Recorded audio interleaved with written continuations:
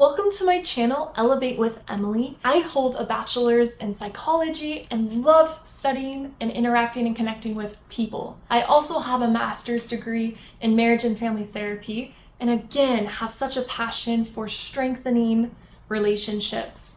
In today's video, I'm going to go over 5 things that you should be mindful of when choosing a clinical supervisor. As a brand new baby therapist, it is so important to choose a good fit for yourself. You will be under supervision of this person for a year to 3 or 4+ years, depending on how long you stay with them. They will have a direct influence on the kind of therapist that you become. You might start picking up some of their idiosyncrasies and habits. So choose someone that you really admire and really can learn from and respect, as you're going to adopt their mindsets and skill sets. The first tip is to pick a therapist that uses a model or multiple models of therapy that are of interest to you. This is a tricky one because as a new therapist, often you don't know what model of therapy you want to use yet. You were just thrown with 20+ different models in your graduate program and you haven't tested them out yet. You're not sure what you want to do or if it's going to work for you. Personally, I have fell in love with emotionally focused therapy, and I'm also learning and loving internal family systems.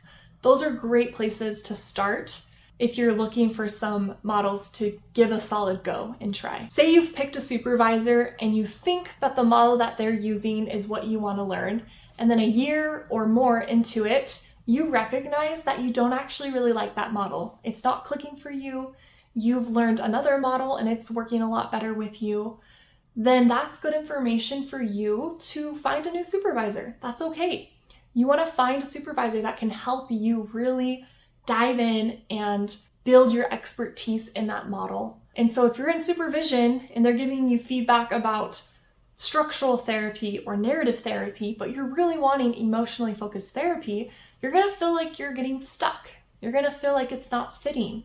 And so that is a good sign to look for another supervisor. The second thing to consider, which is probably the most important thing, is that your supervisor and the facility puts the therapist above the business.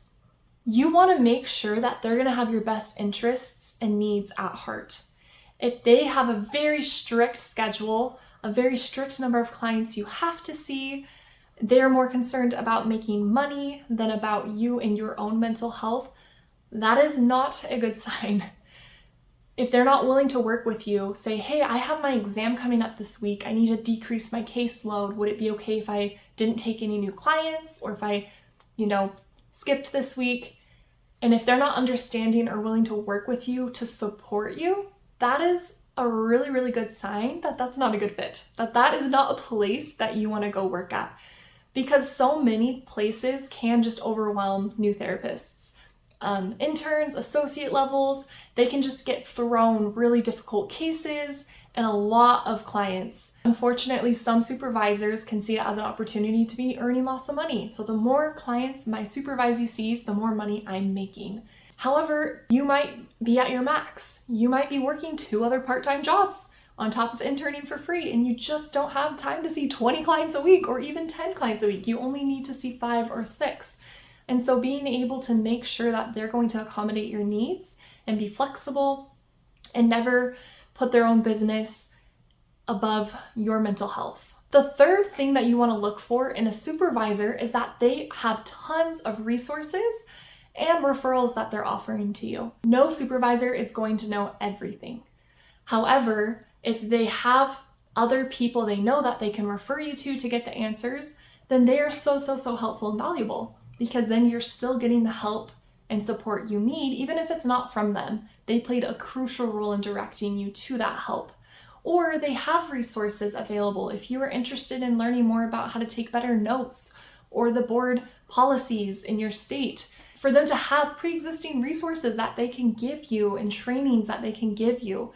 If not, if you go to them and you ask questions and they give you answers that aren't very helpful, and they're not giving you more referrals, they're not giving you resources, they're just saying figure it out on your own, or here's part of an answer, figure the rest out on your own, that's not going to be a good environment for you to grow and thrive and flourish. You're going to be overwhelmed and not feel supported. So supervisors that can just throw a ton of resources at you is what you're looking for. Obviously, it can be overwhelming to have, a billion resources all at once, but it's better to have too much than not enough, because you can choose how many of those you're going to listen to, pace yourself so that you're not overwhelmed, but at least the information that you need and the support you need is there. The fourth thing to look for in a supervisor is that they are actively pursuing their own growth and continuing education. In therapy, we all have to have continuing education, but you want to look for something more than this. You want a supervisor who is getting their own supervision, or who is in their own consultation groups with other professionals who video their work and show their work to their colleagues, to you as the supervisee, who invite you to sit in on their sessions and observe their work. The number one way to improve your work is to have your work watched. As a new intern, that's why we are required to show video so they can see what we're doing and so that we can talk about it and improve. Supervisors who keep up this habit, that's a golden good sign, like jolly good sign right there, that they are committed to their personal growth. The statistics show that after a while, many therapists plateau. They stop progressing, even though they think they're getting better and better. As the years go on and they get more and more experience, they think that they're getting better and better when they've actually plateaued soon after their associate level. So those therapists who are mindful, who are still tracking their training hours, who seek out all the free trainings they could possibly do, who seek out certifications, consultation groups, who just, you can tell they love learning and growing. Those are the people who are actually improving over time. You will only grow as much as they have grown. And so if they have plateaued, then you're going to reach a point where you're going to start to feel like you've plateaued. And so that's why it's so important to seek out someone of that growth mindset, that growth personality, because then it's going to help you, force you, encourage you, motivate you to grow as well and to never plateau, to always be improving. Number 5 is finding a supervisor in a place where you feel valued as an individual, where they are sending you messages, whether verbally or non-verbally, that you are an important member of their team, that they are so happy to have you on board, that they feel that they have a lot to learn from you, that you are respected as an equal, even if you're an intern or an associate. Because at the end of the day, when a client walks into that therapy room, they see you as a therapist. It doesn't matter if you're an intern, doesn't matter if you're an associate, doesn't matter if you're a therapist with 10 years under your belt or 30 years under your belt, you are their therapist. Even if you feel that different distinction, you feel less than or inadequate, at the end of the day, you're qualified to do what you do. And so don't let anyone treat you less than. Oh, they're just the intern. We give the hard clients to the interns, or we give the worst hours to the interns or the associate levels. No, like you are human too, and you are trying your best and you are learning and growing, and you deserve to be treated with respect and value and worth. And so look out for that toxic mindset that might be in the workplace. Look for a positive, healing, wholesome environment and way of thinking about coworkers. Those are my top 5 things to look for when you are seeking out supervision. And just remember, you're never stuck.